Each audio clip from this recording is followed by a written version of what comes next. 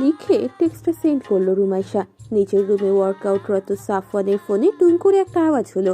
ওয়ার্কআউটে বিরতি দিয়ে শ্বেতবাড়িযুক্ত শরীর নিয়ে বিছানায় অবহেলায় পড়ে থাকা ফোনের নিকট এলো সাফওয়ান।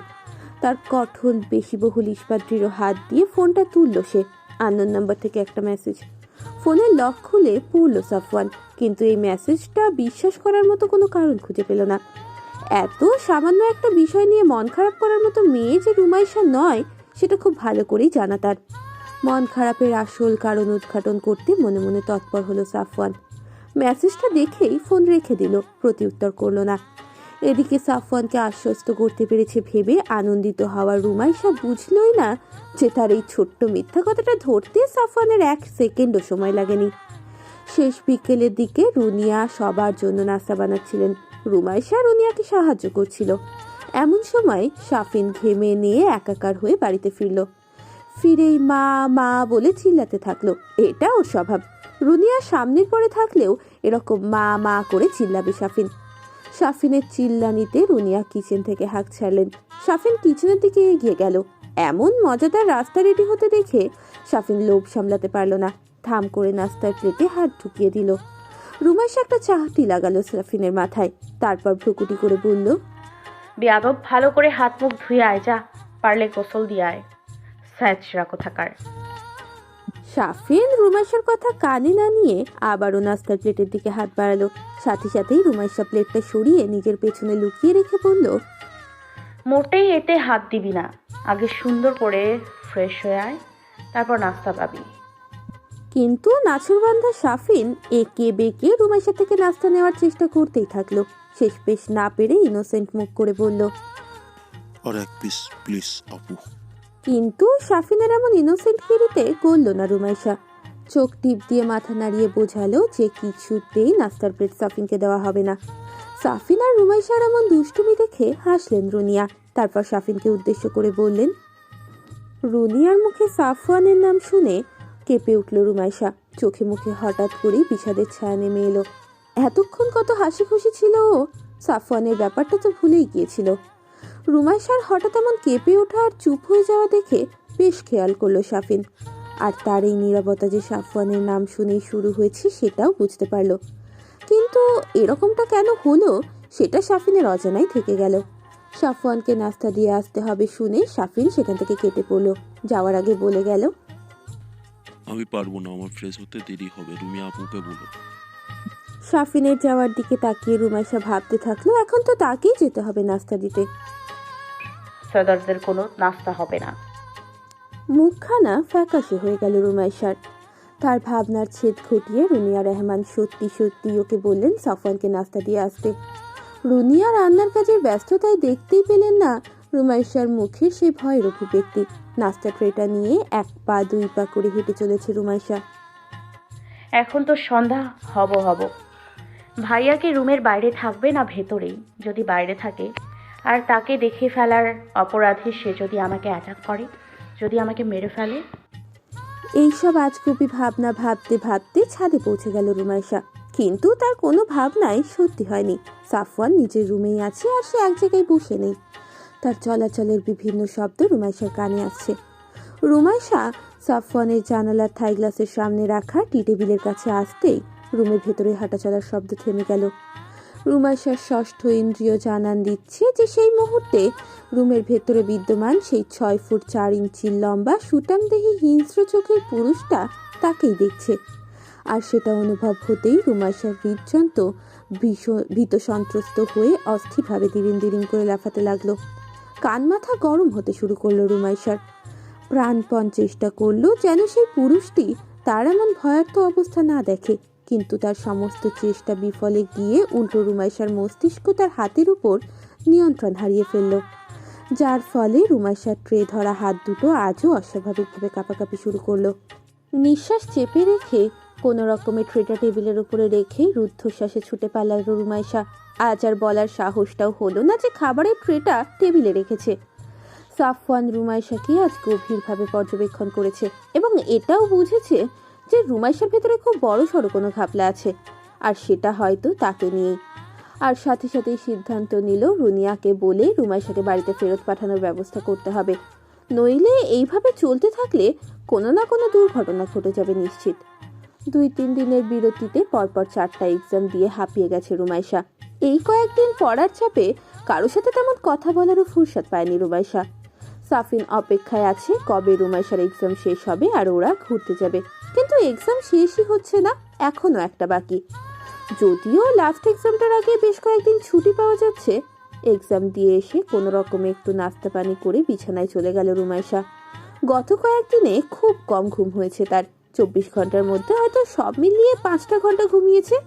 ক্লান্তিতে শরীর অবসন্ন, বিছানায় এসে গা এলিয়ে দিতেই গভীর ঘুমে তলিয়ে গেল রুমাইশা। রাতের বেলা 10:30টার দিকে রুমাইশাকে রাতের খাবার জন্য ঘুম থেকে জাগিয়ে তুলল রুনিয়া। রুমাইশা উঠবে না করেও শেষ পর্যন্ত রুনিয়ার জোরাজোরিতে উঠল, কিন্তু তাকে বিছানা থেকে নামানো গেল না। অগত্যা রুনিয়া ভাত মেখে নিয়ে এসে খাইয়ে দিয়ে গেল। চাপাচাপি করে অল্প কয়েকটা ভাত খেয়েই আবারও শুয়ে পড়ল রুমাইশা। এই ঘুম আর সারা রাতের ভেতর ভাঙবে না। শীত অলসতাকে কাটিয়ে ভোরবেলা ঘুম থেকে আড়মোড়া ভেঙে বিছানা ছেড়ে উঠল রুমাইশা। পরবর্তী আর শেষ এক্সামটা দিয়ে এই বাড়ি থেকে যত দ্রুত সম্ভব চলে যাবে সে। এইখানে এত চাপের ভেতরে থাকা ওর পক্ষে আর সম্ভব হচ্ছে না। সারাটাক্ষণ ভয়ে ভয়ে কেটে যাচ্ছে ওর। এইভাবে মানসিক চাপ নিয়ে থাকা যায় না।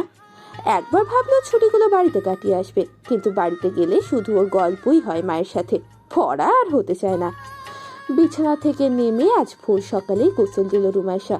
ওয়াশরুমে ঝর্ণার নিচে দাঁড়িয়ে এই সুখ অনুভূতির কাছে নিজেকে বিলিয়ে দিল। শরীরে পড়া পানির সাথে যেন ওর সমস্ত কষ্ট, খারাপ লাগা, মানসিক চাপ গড়িয়ে পড়ে যাচ্ছে নিচে। মুখে সন্তুষ্টির হাসি ফুটে উঠল রুমাইশার। শান্তি। গোসল শেষে সাদা জমিনের উপর আকাশি রঙের ছোট ছোট ফুলের ছাপার কামিজ আর আকাশি রঙের সালোয়ার আর ওড়না পরল রুমাইশা। ভেজা চুলগুলো ছেড়ে দিল পিঠের ওপর। আয়নার দিকে তাকিয়ে নিজের মুখের দিকে দেখলো। মনে হলো চোখে একটু কাজল দিলে মন্দ হয় না। বহুদিন পর শখ করে কাজল দিল চোখে। ঠোঁটে স্ট্রবেরি ফ্লেভারের লিপ গ্লসটা থেকে সামান্য পরিমাণ লিকুইড ঘষে দিল। তাতেই স্নিগ্ধ মুখখানা আরো বেশি স্নিগ্ধতায় পরিপূর্ণ হয়ে উঠল। নিজের এই সামান্যতম সাজগোজটুকু শেষ করে কিচেনে রুনিয়ার কাছে গেল। কি রান্না করবা আজকে ফুপি? তুই কাঁচা তরকারি খাওয়ারই যোগ্য, কারণ তুই একটা ছাগল। আমার বরকে তো আমি রোজ বিরিয়ানি রান্না করে খাওয়াবো, আর তোর বিয়ের পর তোর বউকে বলে দিব যে তোর ভেতরে ছাগলের ক্রোমোজোম আছে অর্ধেক, তোকে যেন সারা জীবন ঘাস পাতা খাওয়ায়। বলে সাফিনের চুলের মুঠি ধরে টেনে ধরল। সাফিন ও মা গো বলে চিৎকার করে উঠল। এদের কাণ্ড কারখানা দেখে রুনিয়া না হেসে পারলেন না। তাড়াতাড়ি দুইজনকে ছাড়িয়ে দিয়ে সাফওয়ানের জন্য নাস্তা নিয়ে ছাদের দিকে গেল। কারো পায়ের শব্দ শুনে সাফওয়ান সতর্ক হয়ে উঠল। ফুল স্লিভ শার্ট পরে গলার কাছে স্কেলি আবরণটাকে মেকআপ দিয়ে সুচারুভাবে ঢেকে নিল। চোখে ডার্ক গগলস, মুখে মাস্ক পরে চুলগুলো হাত দিয়ে মাথার পেছনের দিকে সরিয়ে দিল। তারপর রুমের ভেতরে বিছানার পাশে রাখা ফুল ভিউ মিররের সামনে দাঁড়িয়ে নিজেকে একবার দেখে নিল যে তার শরীরের কোনো ত্রুটি কারো নজরে আসার মতো কিনা। সাফওয়ান আজ রুনিয়ার অপেক্ষাতেই আছে, কিন্তু যদি রুমাইশা বা সাফিন বা অন্য কেউ তাকে খাবার দিতে আসে, তাহলে আজ রাতেই মায়ের সাথে কথা বলে এর একটা বিহিত করবে সাফওয়ান, কারণ সাবধানের মার নেই।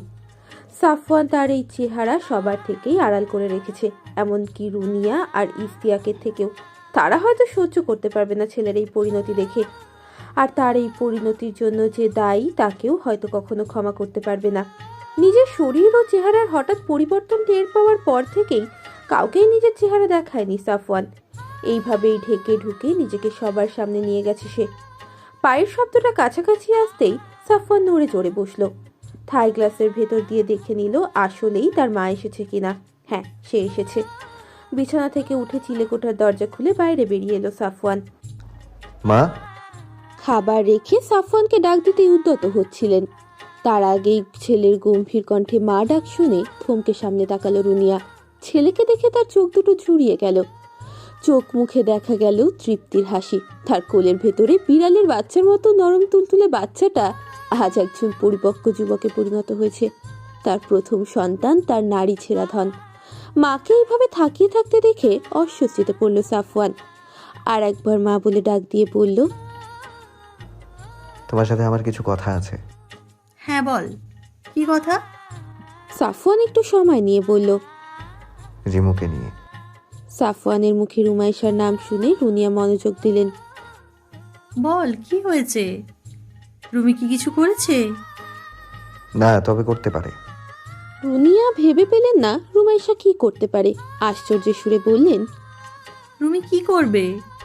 মা, আমার মনে হয় রিমু আমার ব্যাপারে কিছু জানতে পেরেছে, যে আমি স্বাভাবিক না, বা আমি ছোটবেলায় ওর কোনো ক্ষতি করেছিলাম। কিছু একটা জেনেছে। রুনিয়া জিজ্ঞেস করলেন, তুই কিভাবে এত শিওর হচ্ছিস? ওর আচার আচরণ স্বাভাবিক মনে হচ্ছে না মা। ও আমাকে দুদিন খাবার দিতে এসেছে, দুদিনই অস্বাভাবিক আচরণ করেছে। তাছাড়া শাফিন বলছিল যে ওনাকে ইদানিং খুব মন খারাপ করে থাকে, কারোর সাথে তেমন কথা বলে না। হয়তো ও আমার ব্যাপারেই কিছু জেনেছে মা। তোমার উচিত হবে যত দ্রুত সম্ভব ওকে বাড়িতে পাঠিয়ে দেয়া। ও যদি কিছু জানে তাহলে শাফিনও জানবে, আর এটা নিয়ে বেশি মাতামাতি হলে বাইরের লোকজনও জানবে, আর তখন বিষয়টা আর আমাদের নিয়ন্ত্রণে থাকবে না। তাই as soon as possible okay বাড়িতে পাঠানোর ব্যবস্থা করো। রুনিয়া কিছুক্ষণ ভেবে বললেন, তুই চিন্তা করিস না বাবা, আর একটা এক্সামই আছে ওর, তারপরে চলে যাবে ও। আর আমার মনে হয় না ও কিছু জেনেছে। শাফিনের সাথে তো দিব্যি হেসে হেসে কথা বলছে। সকালে রান্নাটাও ওই করলো। যদি জানতোই তাহলে তো ও নিজেই থেকেই এখান থাকতে চাইতো না, কবেই চলে যেত। তুই এসব নিয়ে চিন্তা করিস না। আর আমিও ওকে কিছু পাঠাবো না নাস্তা দিয়ে, আমি নিয়ে আসবো। বলে রুনিয়া নিচে চলে গেল। সাফওয়ান খাবারের ট্রেটা নিয়ে নিজের রুমে গেল। রিমু রান্না করছে। মনে মনে আওড়ালো সাফওয়ান। রিমুর সাথে বাধ্য হয়েই এতদিন খারাপ ব্যবহার করেছে সাফওয়ান। যতবার দেখা হয়েছে ততবার রুড়ো আচরণ করেছে, যেন রুমাইশা ওর সাথে আগের মতো করে ভাব জমাতে না আসে, আগের মতো আদর আদর হয়ে ওর কাছে না আসে। ওর কলিজার রুমাইশার সাথে এইভাবে রুডলি কথা বলতে গিয়ে ওর প্রাণটায় ছিঁড়ে যায়, কিন্তু কিছু যে করার ছিল না ওর নিজের থেকেই ওর রুমাইশাকে রক্ষা করার জন্য এতটা কঠিন হওয়া। নিজের মুখের মাস্ক খুলে হাত মুখ ধুয়ে খাবারের ট্রেটা টেবিলের উপরে রেখে চেয়ার টেনে বসলো সাফওয়ান। প্লেটে রাখা একটা রুটি থেকে খানিকটা ছিঁড়ে নিয়ে পাশে রাখা চীনামাটির বাটি থেকে সবজি নিয়ে রুটির সাথে তুলে মুখে দিল। তৃপ্তির সাথে চোখ দুটো বন্ধ করলো। রান্নার হাতটা তো দারুণ, ভাবলো সাফওয়ান। হাসলো সাফওয়ান। হঠাৎ করেই মনে পড়লো, আমার বাড়িতে কে আসবে, কিভাবেই বা আসবে? আমি তো স্বাভাবিক না, আমি তো কারো সামনে যেতে পারবো না। রিমু কি আসবে? আমার আদরের রিমু, ও কি এমন করে রোজ রান্না করে খাওয়াবে? নিজের ভাবনায় হতচকিত হয়ে গেল সাফওয়ান। রিমু আমার ভাবনায় কই থেকে আসলো? আমি ওকে ভাবছি কেন? ওকে নিয়ে তো আমি ভাবিনি কতকাল। সেই ছোটবেলায় ওকে নিজের মনে হতো, কিন্তু তখনের চাওয়াটা তো নিছক ছেলে মানুষই ছিল। এখনের মতো সুখকর অনুভূতি ছিল না, এখনের মতো দুঃসময়ও তো তখন ছিল না। আর এখন তো ওকে ভাবার মতো কোনো অবস্থাও নেই আমার। ও আমার কাছে আসা মানে ওর নিজেরই ক্ষতি। আমি তো ওকে মেরেই ফেলেছিলাম বলতে গেলে। ও কেন আসবে আমার কাছে? চকিতে চোখের সামনে 18 বছর আগের দৃশ্যপট ভেসে উঠল সাফওয়ানের। তার আদরের রিমুকে সে কামড়ে দিয়েছিল। যে রিমুকে সে চোখে হারাতো তাকে কিনা কামড়ে দিয়েছিল। কিন্তু ও তো জানতো না এমন কিছু হবে। জানলে তো কোনোদিনও কামড়াতো না। সেদিন রুমাইশা আর রাফসানকে নিয়ে এই বাড়ির পেছনেই খেলছিল সাফওয়ান। ওর বয়স তখন 13 হবে, রুমাইশা 5 আর রাফসানের 10। খেলার এক পর্যায়ে রুমাইশাকে কোলে নিয়ে বসেছিল সাফওয়ান, আর ঠিক তখনই ঘটে বিপর্যয়। রুমাইশাকে পেছন থেকে জড়িয়ে ধরে ওর গলার কাছটায় থুতনি দিয়ে বসেছিল সাফওয়ান। হঠাৎই ওর চোখ রুমাইশার গলার নরম চামড়ার দিকে যায়। সেখানেই এক ধ্যানে তাকিয়ে থাকে সাফওয়ান। রুমাইশার গলার কাছে উজ্জ্বল তুলতুলে ত্বক যেন ওকে চুম্বকের মতো টানছিল। এমনটা তো আগে কখনোই অনুভব করেনি। ওর ক্যানাইন দাঁত দুটো যেন শিলাচ্ছিল। কেউ যেন মাথার ভেতরে বলতে শুরু করলো, বাইট ইট, জাস্ট বাইট ইট সাফওয়ান। আর সাফওয়ানও নিজের মস্তিষ্কের কাছে হেরে গিয়ে সেটাই করে। নিজের ভেতরের সত্তাকে হারিয়ে ফেলে সে। হঠাৎই অন্য এক সত্তা যেন ওর ভেতরে জেগে ওঠে, যে কিনা হিংস্র, নিষ্ঠুর আর বর্বর। রুমাইশার নরম গলায় শুধুমাত্র একবার নয়, পরপর 6 থেকে 7 বার কামড় দেয় চোখের পলকে সাফওয়ান। নিজের ওপর হঠাৎ হওয়া আক্রমণে হতচকিত হয়ে যায় রুমাইশা। চিৎকার করার ফুরসতটুকুও পায় না। তার আগেই মাত্রাতিরিক্ত বিষের প্রভাবে জ্ঞান হারায় সে। আর এই পুরো দৃশ্য অবলোকন করে রাফসান। বোনের এই অবস্থা দেখে চিৎকার করে কেঁদে ছুটে যায় বাড়িতে। খবর পাওয়া মাত্রই রুনিয়া, ইশতিয়াক, শামসুল, আয়েশা সবাই দৌড়ে আসে। আয়েশা নিজের মেয়ের মুমূর্ষু অবস্থা দেখে ঠিক থাকতে পারেন না, সেখানেই জ্ঞান হারান তিনি। বাকিরা রুমাইশার গলার ক্ষত আর সাফওয়ানের মুখে লেগে থাকা রক্ত দেখে বুঝে যান কি হয়েছে। সাফওয়ান এমন একটা কাজ কেন করলো সেটাই তাদের মাথায় আসলো না, কিন্তু তারা ভাবতেই পারেনি রুমাইশার শরীরে অত্যন্ত বিষাক্ত এক বিষ বুলেটের গতিতে ছড়িয়ে পড়ছে। ইশতিয়াক তখনই গাড়ি বের করে রুমাইশাকে নিয়ে ছুটলেন হসপিটালে। কর্তব্যরত চিকিৎসক রক্ত পরীক্ষা করে এসে যা বললেন তাতে তাদের চোখ কপালে উঠে গেল। রুমাইশার শরীরে চরম বিষধর ব্ল্যাক মাম্বার বিষ পাওয়া গেছে, কিন্তু এই ব্ল্যাক মাম্বা তো আফ্রিকা ছাড়া অন্য কোথাও নেই, আর এর অ্যান্টিভেনামও পুরো এশিয়া মহাদেশে পাওয়া যায় না। তাহলে বাংলাদেশের একটা বাচ্চা মেয়েকে কিভাবে এই সাপে কাটলো তার জিজ্ঞাসাবাদ করলেন ডক্টররা। কিন্তু বাড়ির কেউই কিছু বলে উঠতে পারলো না কি থেকে কি হলো। কেউ তো কিছু বুঝেই উঠতে পারেনি তখনও। কেউ কিছু গুছিয়ে বলবে তখনই সাফওয়ানের দাদু আসেন হসপিটালে হন্তদন্ত হয়ে। তাকে আগেই খবর দিয়েছিল ইশতিয়াক আহমেদ। উনি এসে কর্তব্যরত ডক্টরদেরকে ব্ল্যাক মাম্বার অ্যান্টিভেনাম দিয়ে বললেন, আপনারা চিন্তা করবেন না, আসলে ভুলটা আমারই। আমি একজন হারপিটোলজিস্ট। আমার নিজস্ব ল্যাবে পৃথিবীর বিভিন্ন প্রান্তের রেপটাইল নিয়ে আমি গবেষণা করি। বাচ্চারা ওখানেই খেলছিল। খেলতে খেলতে হঠাৎ করে ব্ল্যাক মাম্বার ভাইভারিয়ামটা পড়ে গিয়ে ভেঙে গেলে সেখান থেকে একটা সাপ বেরিয়ে এসে বাচ্চাটাকে কামড় দিয়েছে। কিন্তু সৌভাগ্যের বিষয়, আমার কাছে এর একটা অ্যান্টিভেনম ছিল, আর একটাই ছিল। বাড়ির সবাই ভীষণ অবাক হয় সেদিন সাফওয়ানের দাদুর কথায়। স্মৃতিচারণের এই মুহূর্তে এসে টেবিলের ওপরে রাখা সাফওয়ানের মোবাইল ফোনটিতে মেসেজের নোটিফিকেশন আসলে নোটিফিকেশনের শব্দে সাফওয়ান নিজের অতীতের কালো অধ্যায়ের সূচনাকাল থেকে বর্তমানে ফিরে আসে। তারপর তৃপ্তি নিয়ে খাওয়া শেষ করে আবারও নিজের রিসার্চের কাজে মন দেয়। আজ শুক্রবার, নামাজে যাবে সবাই। সাফওয়ান যদিও ঘরেই পড়ে জুম্বার নামাজটা, কিন্তু গতকাল ইশতিয়াক আহমেদ রুনিয়াকে দিয়ে বলে এসেছেন যেন সাফওয়ান তাদের সাথে নামাজে যায়, সেটা যেভাবেই হোক। কারণ মসজিদে অনেকেই জিজ্ঞেস করেন ইশতিয়াককে যে তার বড় ছেলে কোথায়, দেশে এসেছে কিন্তু মসজিদে আসে না যে। কিন্তু ইশতিয়াক রোজই কোনো না কোনো বাহানা দিয়ে বিষয়টাকে এড়িয়ে যান। কিন্তু এইভাবে আর কতদিন? মাঝে মাঝে না গেলে তো লোকজন সন্দেহ করবে যে কোনো গন্ডগোল আছে। হয়তো লোকে এটাও ভাবে যে সাফওয়ান নামাজ কালাম ছেড়ে দিয়েছে। তাই এক প্রকার বাধ্য হয়েই সাফওয়ানকে নামাজে যেতে বলেছে ইশতিয়াক। মসজিদে যাওয়ার জন্য সাফওয়ানের অপেক্ষায় ইশতিয়াক আর শাফিন বসে আছে হলরুমের ডিভানে। রুনিয়া আজ মহা খুশি, তার ছেলে আজ মসজিদে যাচ্ছে অন্য সবার সাথে। কিন্তু সাথে দুশ্চিন্তাও হচ্ছে যদি কোনো অঘটন ঘটে। রুনিয়া, ইশতিয়াক দুজনেই জানেন সাফওয়ানের মুখের বিকৃতি ঘটেছে, কিন্তু সেটা কেমন বিকৃতি তা তারা কেউই জানেন না এবং দেখেনওনি। এখন যদি মসজিদে কেউ সাফওয়ানকে মাস্ক খুলতে বলে বা ওরা চোখের গগলস খুলতে বলে তাহলে তো সর্বনাশ হয়ে যাবে। এমন সময় রুনিয়ার ভাবনার ব্যাঘাত ঘটিয়ে সাফওয়ান নিচে এলো। ছাই রঙা পাজামার সাথে কালো রঙা ফুল স্লিভ পাঞ্জাবির হাতা কোনি পর্যন্ত গুটিয়ে মুখে মাস্ক আর চোখে ডার্ক গগলস পরে হলরুমে এসে হাজির হলো সাফওয়ান। তারপর নিজের চিরাচরিত স্বভাব অনুযায়ী গম্ভীর কণ্ঠে ইশতিয়াককে বলল, বাবা, তোমরা আগে চলে যাও, আমি পরে আসছি। ইশতিয়াক বললেন, তাহলে তুমি আর শাফিন আসো একসাথে, আমি আগে চলে যাচ্ছি। সাফওয়ান মাথা নেড়ে সম্মতি জানালো। বড় ছেলের সাথে কমিউনিকেশন গ্যাপের কারণে ইশতিয়াক শাফিনের মতো করে সাফওয়ানের সাথে সম্বোধন করতে পারেন না। নিজের প্রথম সন্তানকে এতটা ভালোবেসেও এতটা কাছে থেকেও কেন যেন একটা দূরত্ব অনুভব থেকে গেছে। সাফওয়ানও ব্যাপারটা ভালোভাবেই টের পায়, কারণ এই গ্যাপটা ইশতিয়াকের থেকে তাকেই বেশি পীড়া দেয়। রুনিয়ার সাথে তার যাও একটু আলাপ হয়, কিন্তু ইশতিয়াক আহমেদের সাথে তার কিছুই হয় না বলতে গেলে। পুরো পরিবারটাই কেমন যেন এলোমেলো হয়ে গেছে। দোতলা থেকে সাফওয়ানকে এতক্ষণ পর্যবেক্ষণ করছিল রুমাইশা।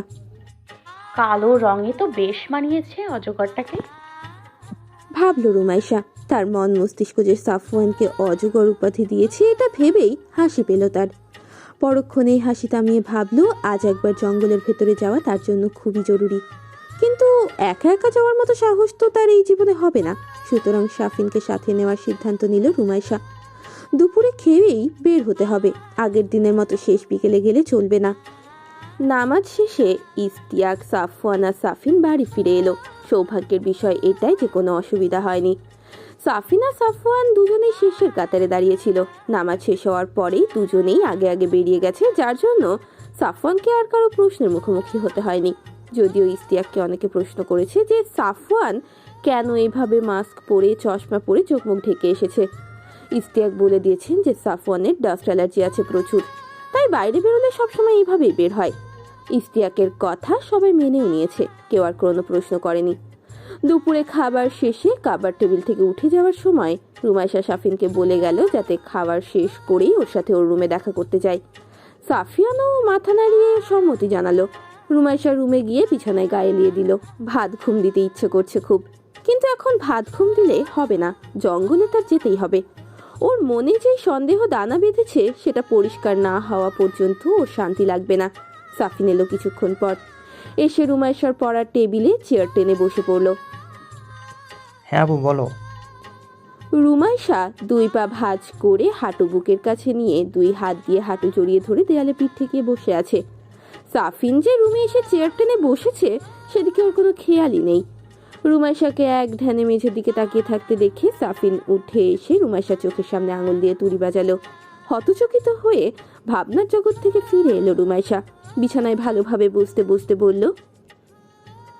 সাফিন আবারও চেয়ার টেনে বসতে বসতে বলল, তুই কখন এলি? এত ভাবনা চিন্তায় মশগুল থাকলে দেখবা কী হবে। কি এত ভাবছিলে বলো তো শুনি, আমার ভাইকে নাকি? দুষ্টু হেসে বলল সাফিন। সাফিনের দিকে চোখ চোখা করে তাকালো রুমাইশা। পরক্ষণে মুখে হাসি এনে ভ্রু নাচিয়ে বলল, যাই বলিস, তোর ভাইকে কিন্তু আজকে হ্যাপি লাগছিল। রুমাইশার বলার ধরন দেখে হাসলো সাফিন। তারপর ভাব নিয়ে বলল, ভাইটা তো আমার, বুঝতে হবে। রুমাইশা মুখ ভেঙচিয়ে বলল, হয়েছে থাম, তোকে যে কারণে ডেকেছি, বাইরে থেকে ঘুরে আসি চল। ঘুরতে যাওয়ার কথা শুনে সাফিন খুব খুশি হলো। উৎফুল্ল হয়ে বলল, সত্যি যাবা? কোথায় যাবা বলো? গদখালি যাবা নাকি সাগরদাড়ি নাকি ঝাপা ব্রিজে, বুট ক্লাবে যাবা? রুমাইশা চোখ পাকিয়ে বলল, অত নাচিস না, আমি আশেপাশে ঘুরতে যাওয়ার কথা বলছি। তারপর কিছুক্ষণ থেমে আবারও বলল, চল জঙ্গলে থেকে ঘুরে আসি। জঙ্গলের কথা শুনেই সাফিন চুপসে গেল। বলল, কোনো দরকার নেই, সাফওয়ান ভাইয়া আগের দিন বলেই দিয়েছে আমরা কেউ যেন জঙ্গলে না যায়, আর খুব প্রয়োজনে গেলেও যেন ডোবার ওপাশে না যায়। সেই ডোবা পর্যন্তই চল, তার ওই পাশে তোর আর যাওয়া লাগবে না। সাফিন বিরক্ত, একই সাথে অসহায় হয়ে বলল, তোমার কোন জঙ্গলে যাওয়া লাগবে? অন্য কোথাও চলো, সাফার ভাইয়া দেখতে পেলে আমাদের দুটোকে মাথায় তুলে আছাড় দিবে। এত বোঝানোর পরেও রুমাইশা বুঝলো না। জঙ্গলে যাওয়ার জন্য প্রস্তুতি নিল। অগত্যা সাফিনকেও বাধ্য হয়ে রুমাইশার পেছন পেছন যেতে হলো। দুইজনে মিলে জঙ্গলের ভিতরে হাঁটতে শুরু করলো। হাঁটতে হাঁটতে একসময় সেই ডোবার ধারে চলে এলো রুমাইশা আর সাফিন। ডোবার চারপাশে জংলি ফুলগুলো এখনো আছে। পানিটা এত স্বচ্ছ যে ডোবার তলা পর্যন্ত স্পষ্ট দেখা যায়। কিন্তু আশ্চর্যের বিষয় হচ্ছে ডোবার পাড়ের কিছু কিছু অংশের মাটি ভেজা। দেখে মনে হচ্ছে কেউ এখানে এসেছিল আর পানিতেও নেমেছিল, কিন্তু কোনো পায়ের ছাপ দেখা যাচ্ছে না। তাই ঠিক কি হয়েছে সেটা বুঝলো না রুমাইশা। এই ডোবায় নামার মতো কোনো আশেপাশে তো কেউ নেই। সাফওয়ানদের বাড়িটাও তুলনামূলক একটু ভেতরেই। আশেপাশে 3টে কি 4টে বাড়ি আছে, কিন্তু সেগুলো সাফওয়ানের বাড়ির থেকে কিছুটা দূরে অবস্থিত। আর ওইসব বাড়ির কেউ জঙ্গলে আসবে বলে মনে হয় না। সাফিন যদিও এইসব খেয়াল করেনি, হাঁটতে হাঁটতে সে বেশ ক্লান্ত। কিছুক্ষণ সেখানে দাঁড়ানোর পর সাফিন বলল, চলো আপু ফিরে যাই, আর সামনে যেতে হবে না, জানোই তাও আগের বার কি দেখেছিলাম আমরা। কিন্তু রুমাইশা সাফিনের কথায় কোনো পাত্তা না দিয়ে সামনে হেঁটে চলল। সাফিন পেছন থেকে জোরে বলে উঠল, কোথায় যাচ্ছ আপু? সামনে যেও না, আর বাড়ি ফিরে চলো, সাফওয়ান ভাইয়া শুনলে খুব রাগ করবে। রুমাইশা হাঁটা না থামিয়েই বলল, তোর ভাইকে তুই না বললে জানতে পারবে না, তুই গেলে আয়, নইলে আমি চলে গেলাম, তুই এখানেই থাক। অগত্যা রুমাইশার জেদের কাছে হার মেনে সাফিনও সামনের দিকে এগোলো। কিছুক্ষণ হাঁটার পরে ওরা আগের দিনে সেই খোলামেলা জায়গায় এসে পৌঁছলো। সাফিন আর একটু এগোতে চাইলো না। রুমাইশা আরও একটু সামনে গেল। সেখানে এসেই চারিদিকে সতর্কতার সঙ্গে চোখ বুলালো রুমাইশা। সেদিনের সেই খোলসটা এখানে আর নেই।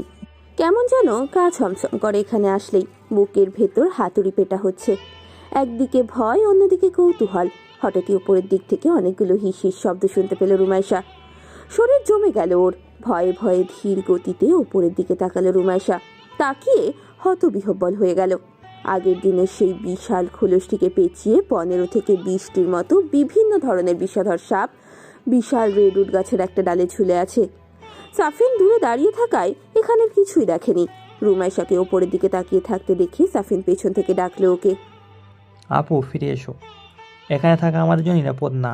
সাফন ভাইয়া সাফ সাফ মানা করে দিয়েছে। রুমাইশা সাফিনকে কিছু বুঝতে দিল না। ওপরের দিক থেকে দৃষ্টি ফিরিয়ে ভয়ঙ্কর দৃশ্যটা ঢোক গিলে হজম করে নিল। সাফিনের কথা শুনে রুমাইশা ফেরার উদ্দেশ্যে পা বাড়ালো। তখনই ওর থেকে 5-7 হাত দূরে কিছু একটা পড়ে থাকতে দেখলো ও। সাফিনের চোখের আড়ালে সেটাকে তুলে নিয়ে বুকের মধ্যে লুকিয়ে রাখলো রুমাইশা। তারপর দ্রুততার সাথে সেখান থেকে প্রস্থান নিল। সেদিন রাতের খাবারের পর আবারও ডাক পড়ল সাফিনের। রুনিয়া সাফওয়ানকে খাবার দিয়ে এসে খাবার টেবিলে বসা সাফিনের উদ্দেশ্যে বললেন। সাফিনের পাশে বসেই খাচ্ছিল রুমাইশা। রুনিয়ার কথাতে খাওয়া থেমে গেল ওর। আর চোখে একবার সাফিনের দিকে তাকালো। সাফিন ঢোক গিলে রুমাইশার দিকে তাকালো। সাফিন তাকানো মাত্রই রুমাইশা চোখ ঘুরিয়ে অন্যদিকে তাকালো। সাফিন পড়ল মহা বিপদে। মনে মনে ভাবলো, যাই সবসময় দুজনে, কিন্তু দোষ হয় শুধু আমার। রুনিয়া ওদের এমন চোরা ইশারা করতে দেখে ফেললেন। ওদের দুজনের বিপরীতে চেয়ার টেনে নিয়ে বসে বললেন। সাফিন অতি উত্তেজিত হয়ে বলল, দেখো মা, আমার কোনো দোষ নেই, সব দোষ রুমিয়াপুর। রুমাইশা কেবলই পানি মুখে নিচ্ছিল। নিজের নাম শুনে বিষম খেলো মেয়েটা। পানি খাওয়া থামিয়ে সাফিনের দিকে চোখ গরম করে তাকিয়ে বোঝালো। সাফিনের খাওয়া আর এগোলো না। 5 মিনিটের খাওয়া 15 মিনিটে শেষ করলো সাফিন। খাওয়া শেষ করে উঠে সিঁড়ির দিকে এগোতে এগোতে রুমাইশার উদ্দেশ্যে বলল, আমাকে বকা দিলে আমি সোজা তোমার নাম বলে দেবো যে তুমি ফুসলিয়ে আমাকে নিয়ে গেছো। রুমাইশা পেছন থেকে বলল, আমরা যে ডোবার ওই পাশে গেছি সেটা যেন ভুলেও বলিস না ভাইয়াকে। সাফিন পেছনে ফিরে রুমাইশার দিকে চোখা দৃষ্টিতে তাকিয়ে বলল, হ্যাঁ মিথ্যা বলি, আর ভাইয়া তার জন্য আমার শাস্তি ডাবল করে দিক। তারপর আগের মতো করে আবারও ঘুরে সিঁড়ির দিকে উঠল। রুমাইশা দ্রুত খাওয়া শেষ করে সাফিনের রুমে গিয়ে বসে রইল সাফিনের আসার অপেক্ষায়। ধীর গতিতে ছাদের দিকে এগোলো সাফিন। ভাইয়ার বারণ করা সত্ত্বেও জঙ্গলে গিয়েছি আমরা, আজ ভাইয়া আর ওকে আস্ত রাখবে না। সাফওয়ান বসে আছে টি টেবিলের পাশে রাখা চেয়ারটিতে। চোখে গগলস, কিন্তু মুখে মাস্ক নেই। হয়তো রাত বলে আর মাস্ক পরার প্রয়োজন মনে করেনি সাফওয়ান, কিন্তু গগলস ছাড়া ওর চলার উপায় নেই। কারণ চোখ দুটো সর্বক্ষণ জলজল করে তার, বিশেষ করে রাতের বেলা। সাফিন এসে সাফওয়ানের থেকে কিছুটা দূরত্ব বজায় রেখে দাঁড়ালো। সাফিনের উপস্থিতি টের পেতেই সাফওয়ান বজ্র কঠিন কণ্ঠে বলে উঠল, আমি বারণ করা সত্ত্বেও জঙ্গলে কেন গিয়েছিলি? কি এমন প্রয়োজন পড়েছিল? সাফিন মাথা নিচু করে রইল। ভাইয়ের ধমকে চোখের কোণে পানি জমল ওর।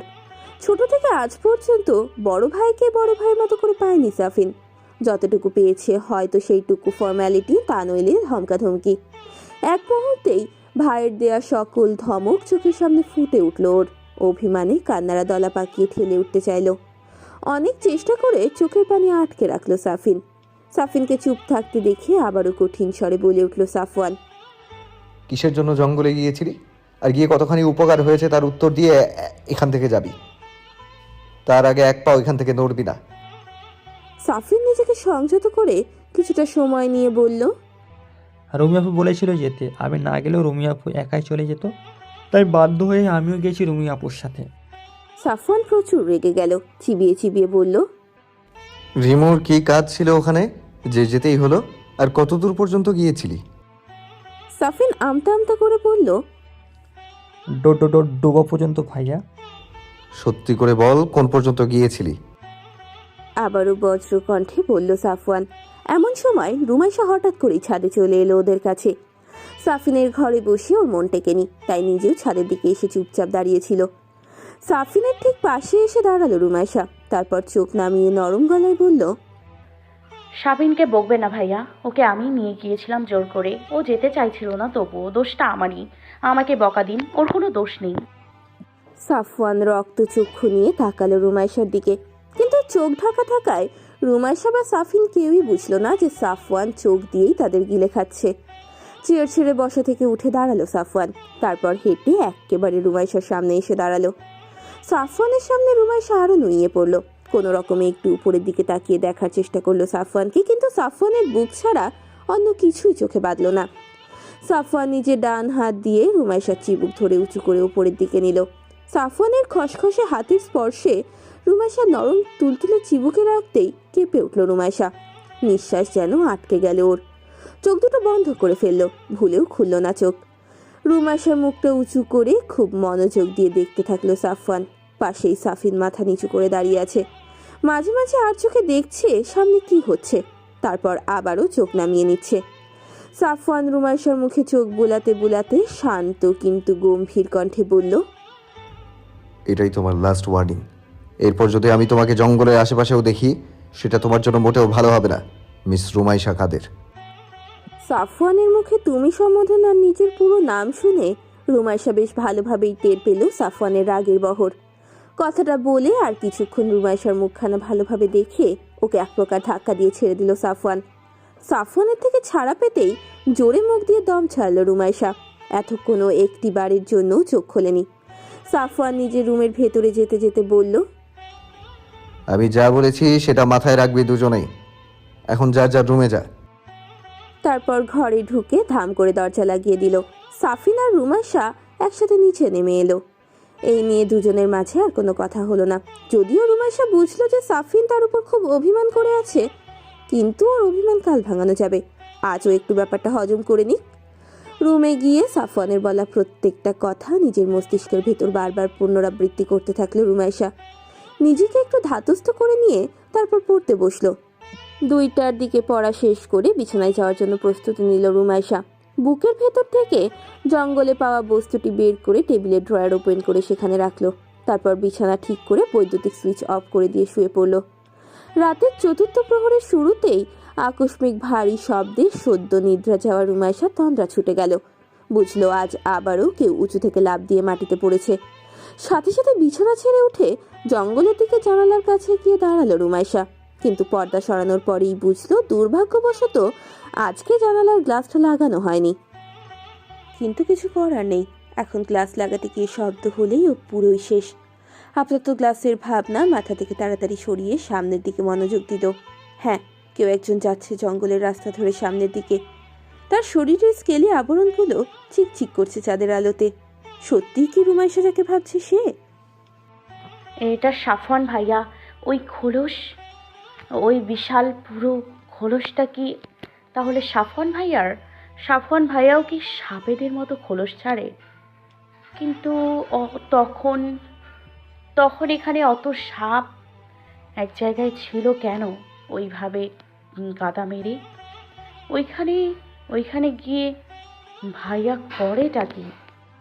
এইসব ভাবতে ভাবতে আচমকা কনুয়ের আঘাত লেগে জানালার ধারের চওড়া জায়গায় রাখা কফির মগটা একেবারে নিচে মাটির ওপরে রাখা ইটের ঢিপিতে গিয়ে পড়ে, আর তাতেই ঝনঝন শব্দে চীনামাটির মগটা ভেঙে গুড়িয়ে যায়। চরম ভুল হলো রুমাইশার। সন্ধ্যায় জানলার ধারে দাঁড়িয়ে কফি খেয়ে মগটা ওখানেই রেখে দিয়েছিল সে, আর সেটাই ওর কাল হলো। শব্দ হওয়া মাত্রই জঙ্গল অভিমুখী ব্যক্তিটি তড়িৎ গতিতে ঘুরে তাকায় পেছনের দিকে, আর তার নিশাচুরি জল জলে চোখ দিয়ে স্পষ্ট দেখতে পায় জানালার কাছে বিদ্যমান রুমাইশাকে। রুমাইশা ঘটনার আকস্মিকতায় জঙ্গল অভিমুখী ব্যক্তিটার দিকে অসহায়ের মতো তাকিয়ে সেখানেই যেন জমে যায়। সাফওয়ান ভাইয়া, মনে মনে আওড়ায় রুমাইশা। উন্মুক্ত চেহারার সাফওয়ান ওর শকুনের মতো তীক্ষ্ণ চোখ দিয়ে দেখে নেয় রুমাইশাকে কিছুক্ষণ। এতক্ষণ শুধু ঘাড় ঘুরিয়েই রুমাইশাকে দেখছিল সাফওয়ান, কিন্তু এবার পুরো শরীর ঘোরায় সে। তারপর চোখের পলক না ফেলে মুখে হিংস্র অভিব্যক্তি এনে ওভাবেই তাকিয়ে থাকে রুমাইশার দিকে। রুমাইশা পা ফেলে জানালা থেকে সরে যাওয়ার মতো শক্তি পায় না। সাফওয়ান ভাইয়া, আমি দেখে ফেলেছি আমি সাফওয়ান, দেখে ফেলেছি যে আমি দেখে ফেলেছি। আমি কি করব এখন? ও নিশ্চিত নিশ্চিত আমাকে মেরে ফেলবে এবার। আমাকে আর বাঁচিয়ে রাখবে না, মোটেই বাঁচিয়ে রাখবে না আমাকে। এলোমেলো চিন্তায় রুমাইশার মাথা ভার হয়ে আসলো। মনে হলো মাথার ভারে ও পড়েই যাবে। এখনো চোখ ওর সাফওয়ানের দিকে। সাফওয়ান আর কিছুক্ষণ শিকারী দৃষ্টিতে ওর দিকে তাকিয়ে থেকে আবারও ঘুরে 2 হাত প্যান্টের পকেটে রেখে ধীর গতিতে নিজের গন্তব্যের দিকে চলল। সাফওয়ানকে চলে যেতে দেখে তড়িৎ গতিতে বিছানায় এসে বসলো রুমাইশা। জোরে জোরে নিঃশ্বাস ওঠানামা করছে ওর। টেবিলের ওপর থেকে বোতল নিয়ে বোতল উঁচু করে পানি খেলো। সাফওয়ান, সাফওয়ান দেখে ফেলেছে আমাকে। আমি যে জেগে আছি ওর ব্যাপারে সেটা ও বুঝে গেছে। আমি কি করব এখন? বাড়ি চলে যাব? কিন্তু বাড়ি গিয়ে কি করব? কিন্তু বাড়ি গিয়েও কি হবে? ও তো আমার বাড়ি গিয়েও আমাকে মেরে ফেলে দিয়ে আসবে। উত্তেজনায় কান মাথা গরম হতে শুরু করলো রুমাইশার। গা ঘেমে যাচ্ছে যেন। কি হবে এখন? হাতড়ে হাতড়ে মাথার বালিশটা খুঁজে কোনো রকমে তার উপর মাথা রেখে চিত হয়ে বিছানায় পিঠ রাখলো রুমাইশা। কালই এই বাড়ি ছাড়তে হবে, যেভাবেই হোক না কেন। আর এখানে থাকা যাবে না। ফুপিকে বলে কালকেই বাড়ি চলে যাবে সে। সকালবেলা চোখ মুখ ফুলিয়ে নিচতলায় কিচেনে রুনিয়াকে কাছে এলো রুমাইশা। এসেই বলল, আমি বাড়ি যাব ফুপি। রুনিয়া রুটি বেলছিলেন। রুমাইশার কথা শুনে রুটিবেলা থামিয়ে রুমাইশার দিকে তাকালেন। এরকম ফোলা ফোলা চোখ মুখ দেখে রুনিয়া উৎকণ্ঠিত গলায় বললেন, এরকম লাগছে কেন তোকে? কান্নাকাটি করেছিস নাকি? রুমাইশা 2 দিকে মাথা নাড়িয়ে না বোঝালো, কিন্তু রুনিয়া স্পষ্ট দেখলেন রুমাইশার মুখে বেদনার ছাপ। রুটিবেলার বেলনটা পাশে রেখে আঠামাখা হাতেই রুমাইশার 2 গাল স্পর্শ করলেন রুনিয়া। তারপর বললেন, কি হয়েছে তোর? কেউ কিছু বলেছে? শাফিনের সাথে ঝামেলা হয়েছে তোর? রুমাইশা কোনো উত্তর করছে না দেখে কিছুক্ষণ রুমাইশাকে ভালোভাবে পর্যবেক্ষণ করলেন রুনিয়া। তারপর ধীর গতিতে জিজ্ঞেস করলেন, সাফওয়ান কিছু বলেছে নাকি? সাফওয়ানের নাম শুনতেই শরীরে শিহরণ বয়ে গেল ওর। চোখ ফেটে পানি আসতে চাইল, কিন্তু ঠোঁট চেপে কান্নাটা আটকালো রুমাইশা। কিছুই স্বীকার করলো না রুনিয়ার কাছে। থেমে থেমে বলল, অনেকদিন বাসায় যাওয়া হয়নি, তাই মন খারাপ লাগছে। বাবা আর মায়ের কথা মনে পড়ছে খুব। এক্সামের আগে তো এখনো 4 দিন আছে। লাস্ট এক্সামটা না হয় আমি বাড়ি থেকেই দিব ফুপি। একটার জন্য আর সমস্যা হবে না। রুনিয়া কিছুক্ষণ আপাদমস্তন দেখলেন রুমাইশাকে।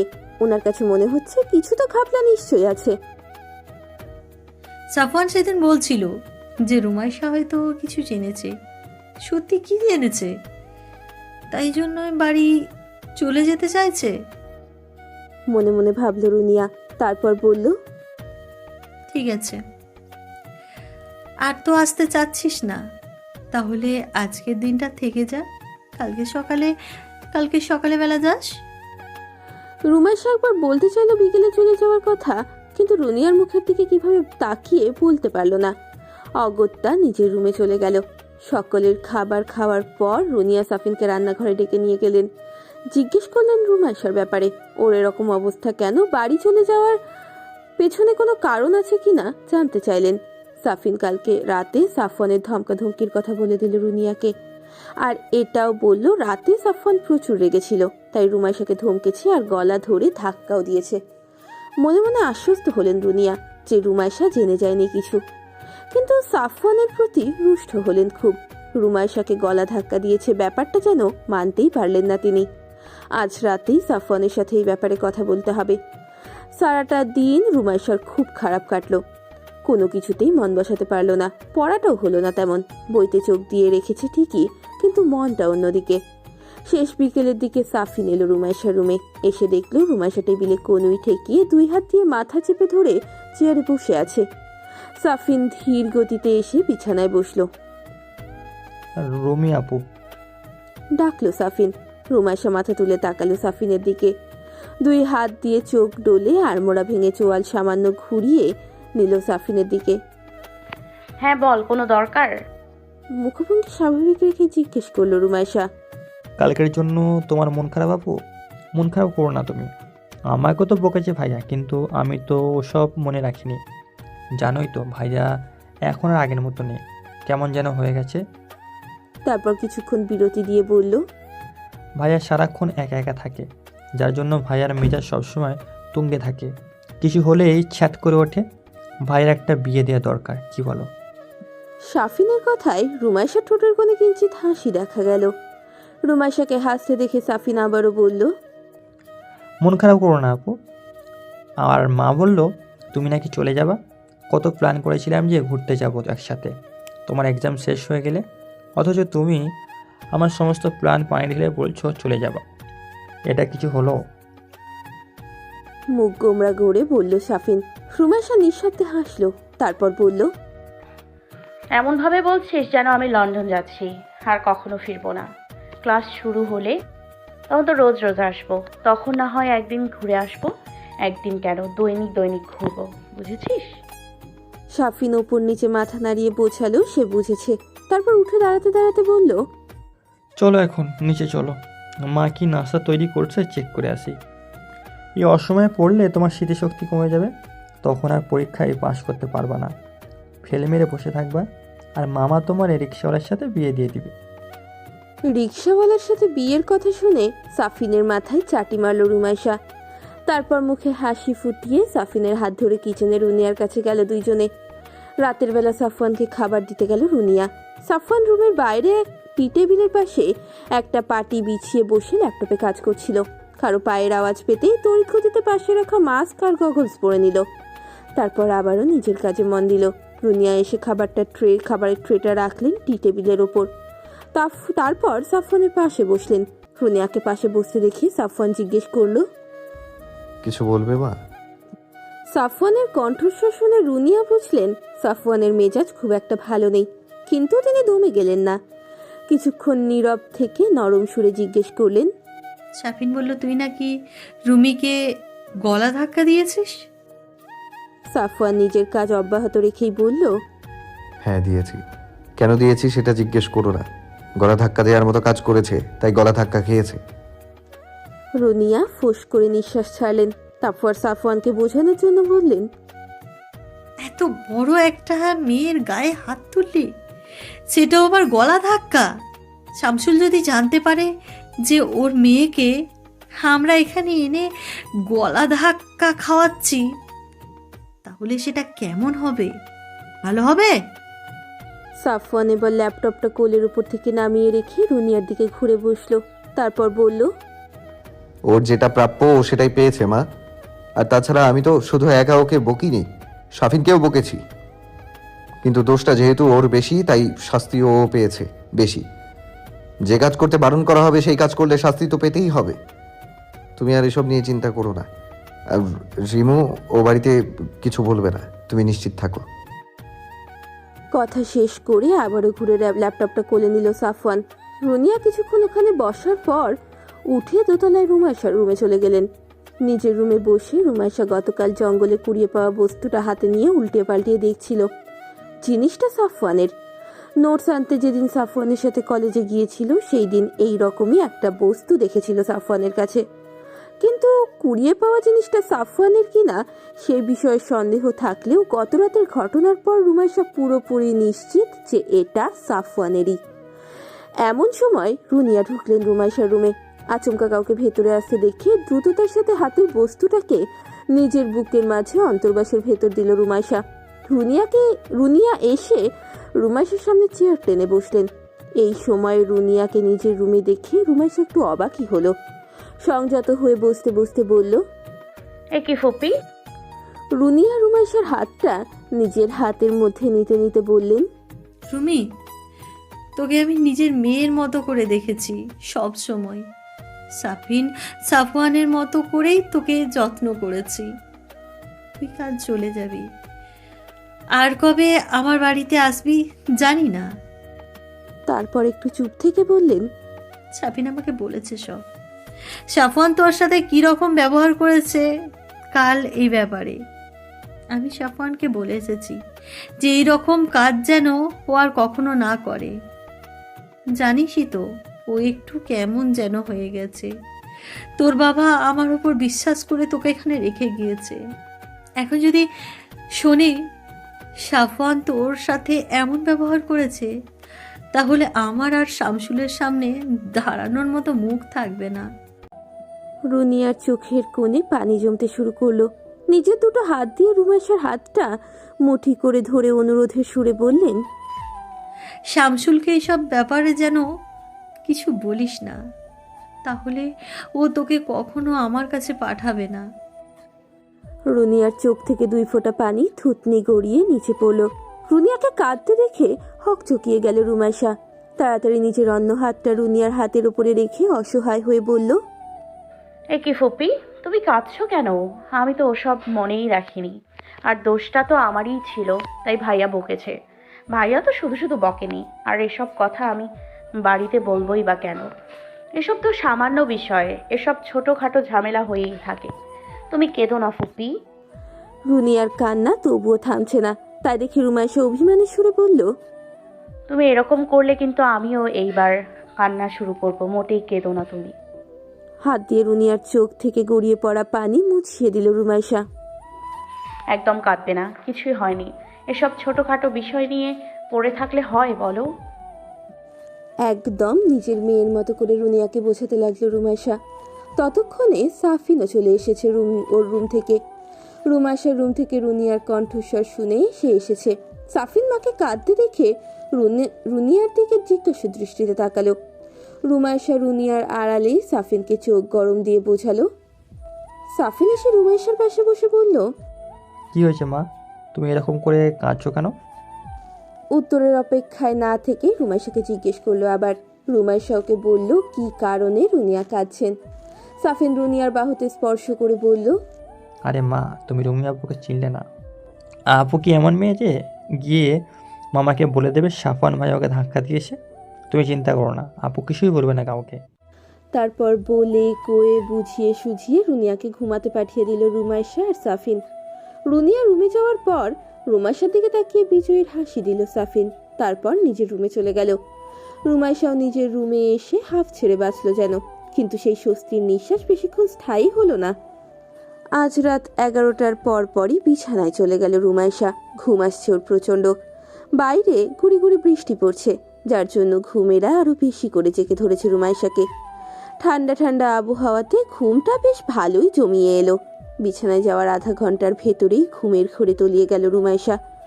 1:30টার দিকে একবার জেগে গেল ও, কিন্তু পুরোপুরি জাগলো না, শুধু কান দুটোই সজাগ হলো।